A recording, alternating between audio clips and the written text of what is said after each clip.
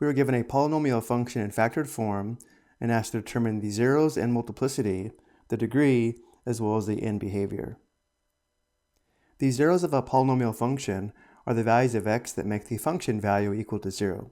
And because the polynomial is in factored form, the values of x that make each factor equal to 0 are the zeros of the polynomial. So for example, looking at the factor of x minus 4, notice when x equals 4, x minus 4 is equal to 0, and therefore 4 is a 0 of the polynomial function. But notice how the factor of x minus 4 has an exponent of 2, which means we have two factors of x minus 4, and therefore the multiplicity of the 0, 4 is 2. Next, we have a factor of x plus 3. X plus 3 is equal to 0 when x equals negative 3. X equals negative 3 is a 0 of the polynomial function. Because we have one factor of x plus 3, the multiplicity of the 0, negative 3 is 1. Next, we have a factor of the quantity 2x plus 1. 2x plus 1 is equal to 0 when x equals negative 1/2. X equals negative 1/2 is a 0 of the polynomial function. Now if we need to, we can set the factor equal to 0 and solve, which in this case we would have the quantity 2x plus 1 equals 0. To solve for x, we subtract 1 on both sides, which gives us 2x equals negative 1, and then divide both sides by 2, giving us x equals negative 1/2, which again is a 0 of the polynomial function. But notice how the factor of 2x plus 1 has an exponent of 2, which means we have two factors of 2x plus 1, and therefore the 0 of negative 1/2 has multiplicity 2. And then we have one factor of x minus 2. X minus 2 is equal to 0 when x equals 2. The 0 of 2 has a multiplicity of 1. Next, we want to find the degree of the polynomial.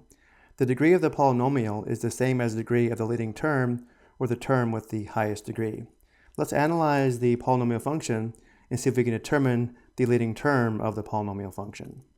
Well, we know we have a factor of negative 2. When we square the quantity x minus 4, the term with the highest degree is going to be x squared, and therefore the leading term must have a factor of x squared.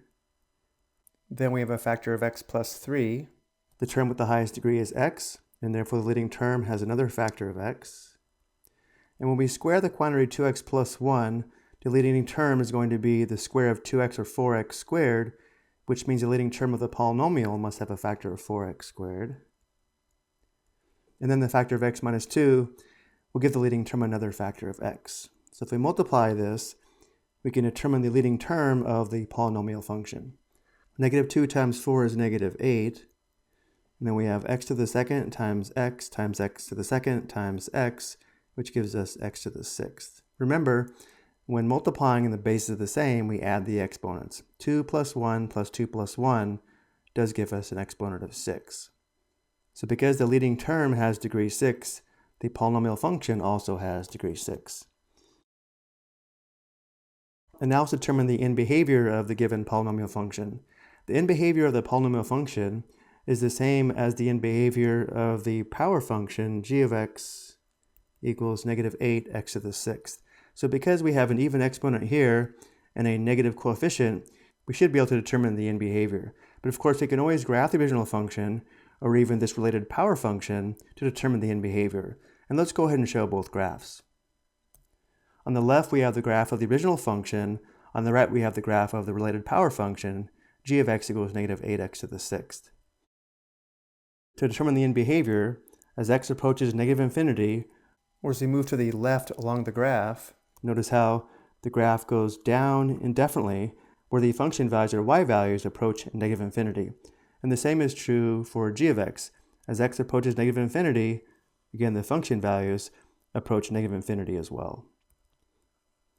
And then as x approaches infinity, or as we move to the right along the graph, notice how for f of x, the function values or y values go down without bound, approaching negative infinity, and the same is true for the related power function. So as x approaches infinity, f of x or y approaches negative infinity as well. Before we go, let's review some notes on end behavior.